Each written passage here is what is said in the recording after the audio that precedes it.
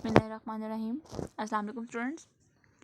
जैसा कि हमने पीछे 5 चैप्टर्स पढ़े हैं, उसमें हमने डेफिनेशंस, एमसीक्यूज़ और लॉन्ग क्वेश्चंस, ठीक है, न्यूमेरिकल्स के वो सारे हमने किए हैं। तो आज हमने पार्टनरशिप शुरू करना है। बेटा पार्टनरशिप बेसिकली पेपर में आती है, इसके तकरीबन 4 चैप्टर बनते हैं पार्टनरशिप के आपकी बुक में। और वो जो 4 चैप्टर बनते हैं, प्रोसेस कुछ इस तरह से होगा कि आपने इन चारों चैप्टर्स में से यानी कि 1, 2, 3 और 4 पहले में है कि पार्टनरशिप बिजनेस शुरू कैसे किया जाता है। एक में होता है पार्टनरशिप एडमिशन, यानी कि जब कोई न्यू पार्टनर एडमिट होता है तब उसकी क्या हमने एंट्रीज करनी है। तीसरा चैप्टर ये होता है कि पार्टनर जब छोड़ के चला जाता है, यानी पार्टनरशिप में उसकी रिटायरमेंट आ जाती है। और चौथा चैप्टर आपका होगा डिमिनिशिंग ऑफ पार्टनरशिप, यानी कि पार्टनरशिप बनाई कैसे जाती है। पार्टनरशिप में कोई पार्टनर ऐड हो तो वो क्या उसकी एंट्रीज होती हैं। पार्टनरशिप में अगर कोई पार्टनर छोड़ जाता है तब उसकी क्या एंट्रीज होती हैं। और जब हमने पार्टनरशिप को वाइंड अप करना है, डिसॉल्व करना है, ख़त्म करना है, तब उसकी क्या एंट्रीज होती हैं। इस पॉइंट ऑफ व्यू से 4 चैप्टर आपके बनते हैं, ठीक है। लेकिन आपने ये 4 चैप्टर्स नहीं करने, क्योंकि इस तरह से होता है कि इन चारों चैप्टर्स में से कोई 1 या 2 क्वेश्चन आता है। तो इसका न्यूमेरिकल पोर्शन तो हमने नहीं करना, क्योंकि हमारा पेपर जो है वो फर्स्ट 5 चैप्टर जो हम लोगों ने किए हैं उनमें से हमारे जो लॉन्ग क्वेश्चंस हैं वो क्लियर हैं। बाकी डेफिनेशंस और एमसीक्यूज़ के लिए हमने ये चैप्टर जो भी बाकी 4 चैप्टर बनते हैं हमारे पार्टनरशिप के, वो हम लोगों ने करने हैं। तो आज हम पार्टनरशिप की डेफिनेशंस जो हैं वो शुरू कर रहे हैं, ठीक है। सबसे पहले है हमारे पास ये डेफिनेशन में है डिफाइन पार्टनरशिप।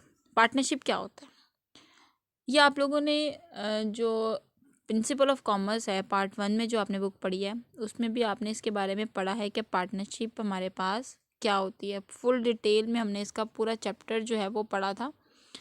आज बस इसकी वही डेफिनेशन हमारे पास इंग्लिश में रिपीट होगी। Partnership is the relationship between the person who carried all by who carried on by all or any one of them acting for all।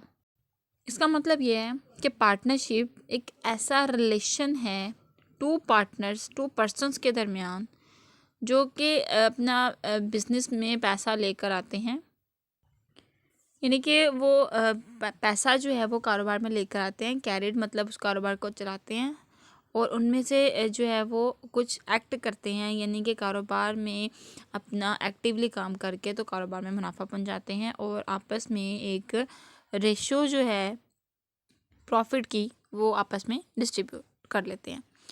तो ये पार्टनरशिप कहलाएगी। उसके बाद है डिफाइन द टर्म पार्टनर्स, यानी partners से क्या मुराद है। पार्टनर्स क्या होते हैं। पार्टनर कहते हैं जो शराकतदार होते हैं, यानी कि जो हिस्सेदार होते हैं बिजनेस में, जिन्होंने पैसा इन्वेस्ट किया होता है, जिन लोगों ने पैसा इन्वेस्ट किया जाता है उनको कहा जाता है।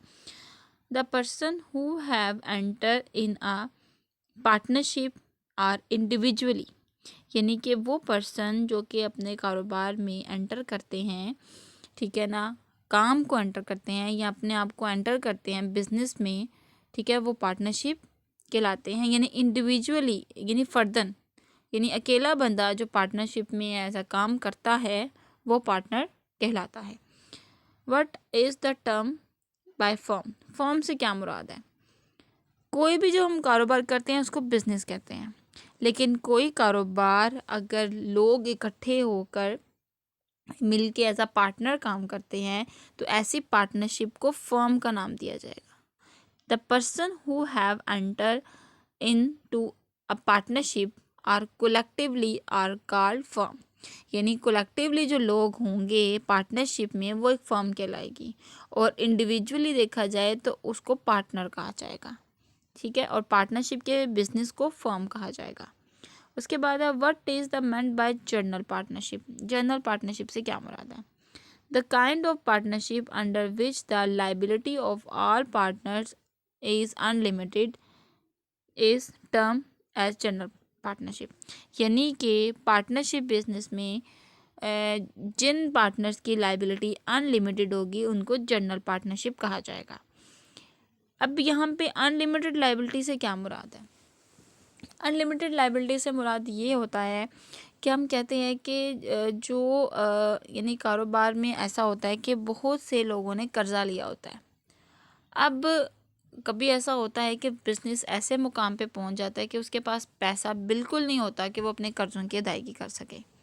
तो ऐसी सूरत में बिज़नेस का जो पैसा होता है वो लोग अपनी पर्सनल प्रॉपर्टी बेच के अदा करते हैं। यानी कि जिन्होंने पैसा जो है वो लगाया है कारोबार में लोगों से उधार लेके, तो उस कर्ज़े को अगर अदा करना हो तो बिज़नेस के पास इतना पैसा नहीं होता कि वो उस कर्ज़े को अदा करे। तो ऐसे में उन पार्टनर्स की पर्सनल प्रॉपर्टी यानी कि उनका घर या उनकी कोई भी जायदाद है उसको बेच के पैसा अदा किया जाएगा।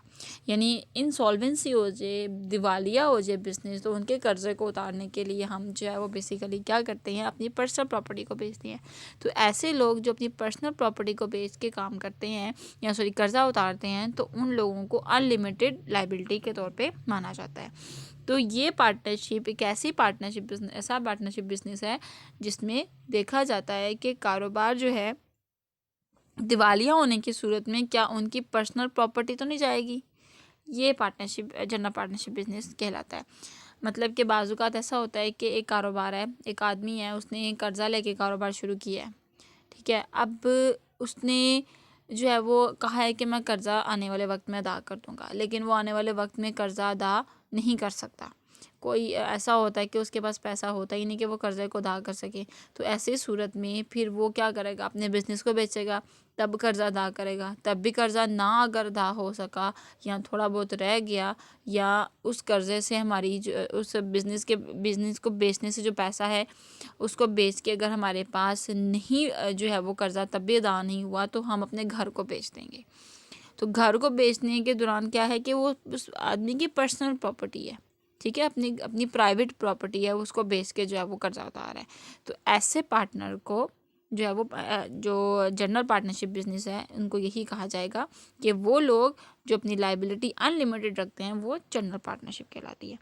उसके बाद है which kind of partner is term as the active partner. Active partner से क्या मुराद है?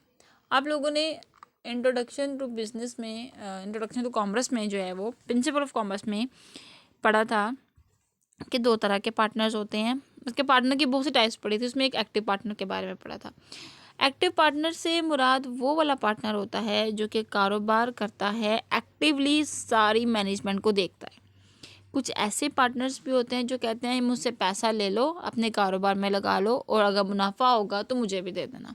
तो ये भी हमारे पास जो है वो पार्टनर कहलाता है, लेकिन ये पार्टनर एक्टिवली कारोबार नहीं कर रहा होता, मैनेजमेंट को नहीं देख रहा होता। तो ऐसे पार्टनर जो मैनेजमेंट को बिल्कुल नहीं देखते वो एक्टिव पार्टनर नहीं कहलाते। लेकिन जो मैनेजमेंट को मेंटेन करते हैं, सारे फर्म को जो है वो एक्टिवली जो है वो देखते हैं, चेक एंड बैलेंस रखते हैं, कारोबार को चलाते हैं, वो हमारे पास एक्टिव पार्टनर्स कहलाते हैं। A partner who take an active part in the management of the firm is called active partner. उनको एक्टिव पार्टनर कहा जाता है जो कि एक्टिवली पूरी मैनेजमेंट को देखते हैं। Which kind of partner is known as dormant और स्लीपिंग पार्टनर। मतलब कि जैसे कि मैंने आपको पहले एग्जांपल दी कि एक आदमी है जो सिर्फ अपना पैसा दे देता है और कहता है कि मुनाफा होगा तो मुझे भी दे देना। वो एक्टिवली काम नहीं करता बिज़नेस में, वो बिज़नेस में जाके नहीं देखता कि कैसे जो है वो कोई आदमी काम कर रहा है, बिल्कुल चेक बैलेंस नहीं करता, सिर्फ वो पैसा देता है और कहता है कि मुझे मुनाफा चाहिए बस। तो ऐसे पार्टनर को डरमट या स्लीपिंग पार्टनर कहा जाएगा, ठीक है। A partner who does not take an active part in the management of the firm is called the dormant और the sleeping partner. Define the nominal partner. Nominal से मुराद होता है जो बंदा अपना नाम देता है बिजनेस में, यानी कि एक आदमी है उसका बहुत नाम है, उसकी बहुत इज्जत है उस इलाके में, तो कोई आदमी ऐसा कहता है कि जी मैंने बिज़नेस शुरू करना है तो आप जो है वो मेरे बिज़नेस में जो है वो अपना नाम मुझे दे दें, ठीक है ना। अब वही कहता है कि जब मैं नाम अगर तुम्हें दूंगा तो मैं इसके अगेंस्ट जो है वो तुमसे पैसा भी वसूल करूंगा, ठीक है, क्योंकि वो अपना एक नाम, अपनी रेपुटेशन जो है वो अगले बंदे को दे रहा है। तो उस पार्टनर को नॉमिनल पार्टनर कहा जाता है। A partner who lends his name और the reputation of the firm is called the nominal partner.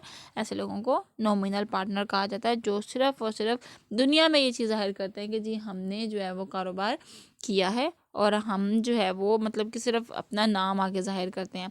मिसाल के तौर पर किसी आदमी की बहुत अच्छी रेपुटेशन है या कोई सेलिब्रिटी है, तो अगर कोई बंदा न्यूली अपना बिजनेस स्टार्ट करना चाहता है तो वो चाहेगा कि फ़लाँ बंदा आके जो अपना नाम दे के मेरे कारोबार को शुरू करे। तो इस तरह से उस बंदे की, जिस बंदे ने कारोबार शुरू किया होगा, उसकी वैल्यू उस बंदे के नाम से ज़्यादा हो जाएगी। तो उसमें नेम और रेपुटेशन का इफ़ेक्ट होता है, जिससे जो है वो बहुत ज़्यादा नाम और एक रेपुटेशन बनती है एक आदमी की। Which kind of partner is called hold out और स्टॉपल पार्टनर। स्टॉपल पार्टनर या होल्ड आउट पार्टनर से क्या मुराद है? A person who declare by word of mouth as partner in the firm is called the hold out और the estoppel partner. Estoppel partner basically हम कह सकते हैं कि एक आर्जी तौर पे, यानी स्टॉपल से मुराद होता है आर्जी तौर पर, ठीक है ना, एक पार्टनर एक जगह का होना, एक जगह का पार्टनर होना। तो इसमें लिखा है a firm who declare the by word the mouth as a partner of the firm is called as hold out और स्टॉपल पार्टनर। उसके बाद है who is the senior partner. Senior से मुराद ये होता है ऐसा पार्टनर जो कि हम कह सकते हैं अपने काम के लिहाज से जो है वो ज़्यादा इंफॉर्मेशन रखता हो, ज़्यादा इन्वेस्टमेंट करता हो या सबसे ज़्यादा बड़ा जो है वो उसका हिस्सा हो कारोबार में, तो वो सीनियर पार्टनर कहलाता है। A partner who has more investment in the firm and receive a relatively more profit is called the senior partner. ठीक है, यानी कि कहा जाता है कि वो पार्टनर जो बहुत ज़्यादा इन्वेस्टमेंट करता है, ठीक है, और रिसीव करता है सबसे ज़्यादा प्रॉफिट, वो सीनियर पार्टनर कहलाता है। एक्सपीरियंस की बेस पे भी हम लोग कह सकते हैं और पैसे की बेस पे भी कह सकते हैं। उसके बाद है who is the junior partner. Junior से मुराद ये होता है जिसने कम इन्वेस्टमेंट की होती है या जिसका एक्सपीरियंस बहुत कम होता है। अब partner who invest minor position of the capital in business, यानी कि जिसने बहुत कम हिस्सा या माइनर पोजीशन जो है वो अपने सरमाए में दी हो। So he has small share in the profit, यानी कि उसका बहुत कम हिस्सा होता है प्रॉफिट में, इस कॉल्ड दी जूनियर पार्टनर, उसको जूनियर पार्टनर कहा जाता है। ठीक है, यानी कि कह सकते हैं कि एक आदमी है उसने अगर लाख रुपया लगाया हुआ कारोबार में तो वो सीनियर होगा। अगर एक आदमी है उसने 50,000 लगाया है तो उसने लाख वाले से कम लगाया है तो वो जूनियर पार्टनर कहलाएगा। इसके अलावा ऐसा भी हो सकता है कि एक आदमी है वो बहुत ज़्यादा एक्सपीरियंसड है तो वो भी सीनियर कहलाएगा एज़ कम्पेयर टू जूनियर जिसके पास एक्सपीरियंस ना हो। उसके बाद है in which condition a partner has the condition a partner is called the partner of profit only, यानी कि किस कंडीशन में जो है वो पार्टनर सिर्फ प्रॉफिट ओनली रखता है। when a partner share the profit of the firm but he is not liable for losses is called partner in the profits only, यानी कि एक आदमी है उसने पैसा इन्वेस्ट किया है तो वो कहता है कि अगर मुनाफा होगा तो मैं लूँगा लेकिन लॉस मैं नहीं बियर करूँगा। तो ऐसे लोग, ऐसे पार्टनर जो सिर्फ प्रॉफिट में ही हिस्सेदार होते हैं, लॉस में हिस्सेदार नहीं होते, वो हमारे पास प्रॉफिट ओनली यानी कि पार्टनर इन प्रॉफिट ओनली कहलाते हैं। यानी कि वो लोग जो सिर्फ कारोबार में पैसा इन्वेस्ट करते हैं और वो कहते हैं कि हम प्रॉफिट में हिस्सेदार होंगे, लॉस में नहीं होंगे। तो ऐसे कारोबार में हम ये कह सकते हैं ये जो लोग होते हैं ये इनका जो पैसा, ये जो मुनाफा कमाते हैं ये इस्लामिक पॉइंट ऑफ व्यू से नहीं होता। अगर हम देखें कि इस्लामिक पॉइंट ऑफ व्यू से जो बंदा सिर्फ प्रॉफिट्स ओनली में शामिल होता है वो उसका पैसा इस्लामिक पॉइंट ऑफ व्यू से जायज़ नहीं होता। लॉस में भी अगर शामिल है और प्रॉफिट में भी शामिल है, अगर इन दोनों में शामिल हैं तो हमारे पास प्रॉफिट एज अ पार्टनर कहलाता है, तो वो ज़्यादा हमारे लिए प्रॉफिटेबल होगा। तो ये वाली कंडीशन जो है पाकिस्तान में बहुत कम एप्लीकेबल है। अगर पार्टनरशिप का बिज़नेस होता है तो दोनों पार्टनर्स प्रॉफिट में भी बराबर के शरीक होते हैं और लॉसेस में भी। तो बच्चों यहाँ तक हमने आज डेफिनेशंस की हैं, ठीक है। इंशाल्लाह नेक्स्ट हम देखेंगे डेफिनेशन नेक्स्ट लेक्चर में। अपना बहुत ख्याल रखिएगा। अल्लाह हाफिज़।